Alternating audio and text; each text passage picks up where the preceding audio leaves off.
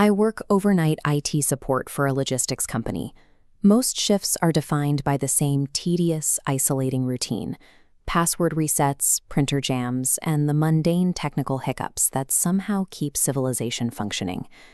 Last November, around 2:30 a.m., an urgent ticket arrived from our regional office in Ohio. The request was brief: someone is already in the conference call. Usually, this just means an employee forgot to log out.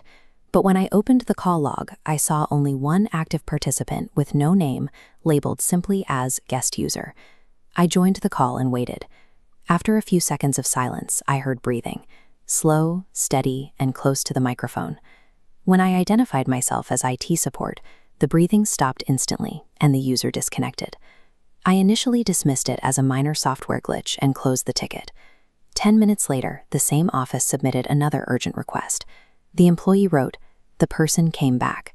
I rejoined the conference. Again, I was met with silence until a quiet whisper came through the speakers. "You're not from Ohio." I hadn't given my name or my location. That whisper confirmed I wasn't looking at a glitch. I was being watched by something that knew exactly where I was sitting. My first instinct was to track the connection. I pulled the records, expecting to find a remote IP address I could block to end the prank. This routing map shows the break in the data. In a system where every connection must have an origin, the location field for this user was completely blank. The system simply returned a status of unknown. At 3:15 a.m., I messaged a manager at the Ohio office to see if anyone was physically present in the building. He replied immediately, telling me the office was locked and completely empty for the night. There was no one on site to be submitting tickets or joining calls. When I told him which employee account was generating the requests, he stopped typing for a long time. Finally, he told me that the employee had been killed in a car accident 3 months earlier. The logs were impossible. A deceased man's disabled account was submitting tickets from a building with no one inside, bridging the gap between a system error and something much worse. I searched the archives and found that this wasn't the first time. Dozens of tickets had been submitted from that account in the last 3 months, mostly between 2 and 4 a.m. Bypassing our notifications, these short, desperate messages read, "Someone is here. He keeps joining. Please remove him." At 3:47 a.m., the conference call active light flickered again. I decided to record the session. The breathing was there, patient as ever.